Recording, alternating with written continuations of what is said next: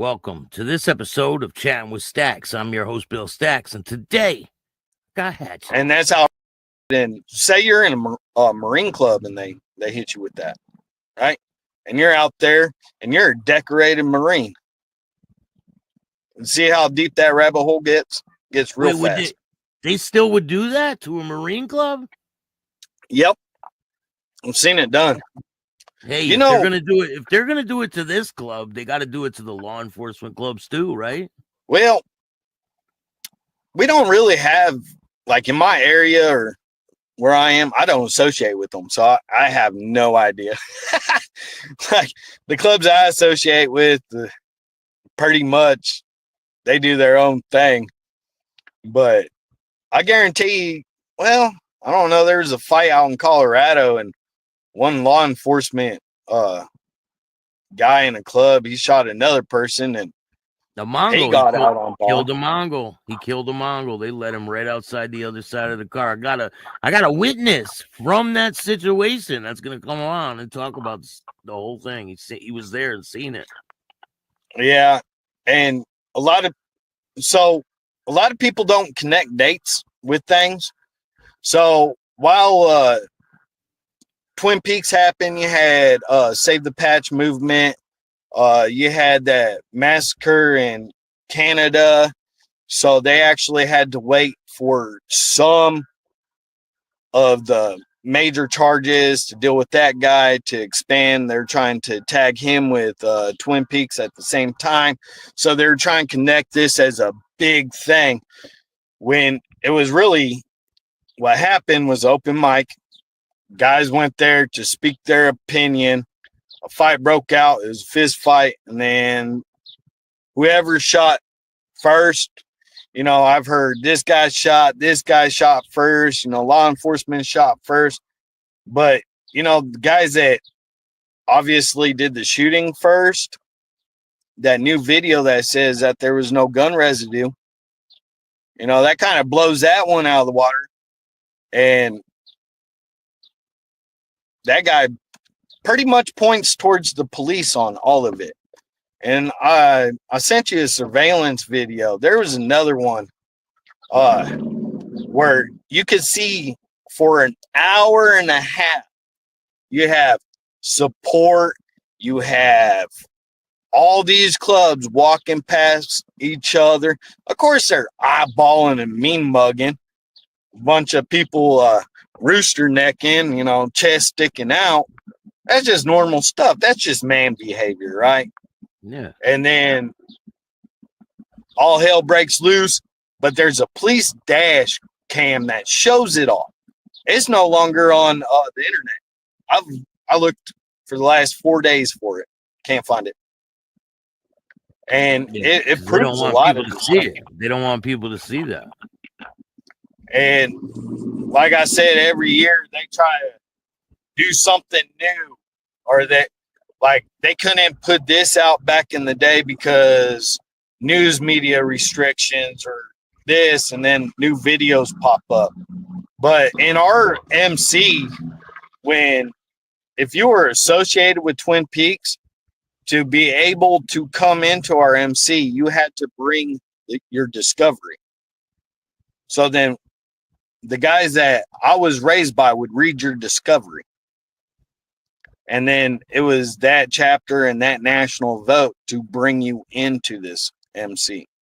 And I've seen that probably about half dozen times. And your discovery is whatever you've been arrested for, right? Well, whatever you were arrested for at Twin Peaks. So every time that you're arrested, you get a new discovery. So every case has its own discovery. So you have to bring that. And they, a lot of the guys doing so much research, and I had to learn so much. Back in the day, we pushed that. Hey, man, go on the internet, look for this, talk to this person, do this. So I've gotten so many sides of this story that at the end of the day, I actually live to hear more about it. And, after this interview, there's probably going to be 5 people I've never even talked to that is going to be like, hey, I know this happened. I was there. And I don't really like May because of it. Because in the beginning of May, I had one brother. He passed away on the 3rd, and then I had a brother pass away on the 5th. So this is my whole drinking month. I just drink all month. Just get it out of the system. But over the years, somebody will come up and they'll be like, hey, this. I've heard both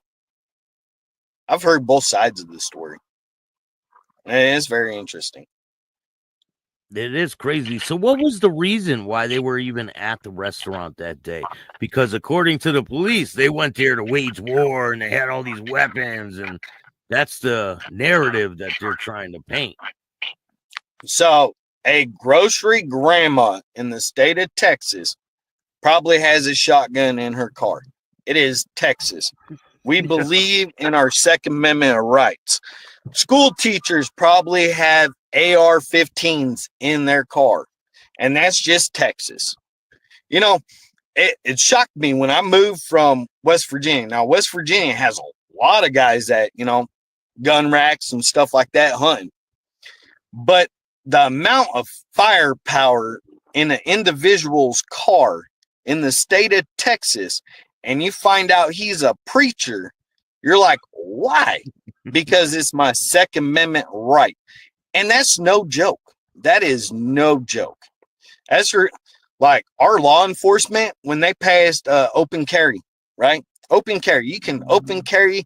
You can conceal carry in Texas. Our law enforcement officers, they'll walk around and they have 20 clips on the front end of their vest. And, and it's like, why do you have 3 pistols on you? Like, what's the point? A gun battle's only over within like 10 seconds. Well, it makes me look cool pretty much, and that's our grocery getting grandmas. Yeah, so, the guy's bagging the groceries, got a big ass gun on him, right? Yeah, right. And bikers believe in their constitutional rights. I'll wear what I want, I'll practice what I want, and I will carry my gun. I've seen 2 bikers that were in another club. I'm not going to mention the club, but they were riding down the street. One of them had a big gun strapped to him with his vest on or his cut, and the cops seen it, and he was under arrest, and he wasn't a convicted felon. Yeah. So actually, right after Trump got into office, they made any criminal organization that is known to be a criminal organization, if you are caught with a firearm,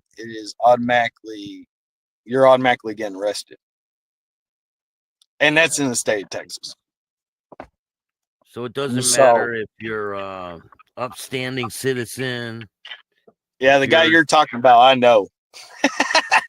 Yeah, if you're just part I was like, man. Yeah. It's crazy, though. It's just crazy. Do you feel like they're targeting motorcycle club members? I think that they just don't target motorcycle clubs. I think that they're targeting anybody that they can't control. Because if you really do your research online, you'll find out that most RICO cases are after churches. Like, if you really look into it, it's either churches or government programs. Anybody that they can hit that is a mass group, they're going to go after. What it is I believe that the government's trying to tear down the Constitution. Bikers are just loud, proud, so we're a main target. They don't want people to think for themselves. Nope, they don't want it. It's like when the internet came out. You remember before the internet was real big, families were real close. Everybody in the neighborhood knew each other. They'd cook barbecue and go out and eat with each other. Your family didn't really move around till technology shot up. Yep. Well, I believe that because humans don't like being isolated, that's the reason why the drive of motorcycle community has blown up since then. Because back in the day, it was, hey, we don't want to be a part of society. We're going to do what we want to do. You know, it's rare to have, unless if you're a big club, you didn't have a clubhouse because you just hang out at your brother's house and you barbecue there, or you go to a rally with them. Nowadays, I think people are looking for that. And because of so much bad news and so much fake TV, that it has flipped society. And I know you do a lot of interviews with ex-members of big MCs. And the one thing that you probably hear constantly is, that's not the reason why I put on my colors. My colors wasn't to go police these guys over here. My colors was to stand with my brothers.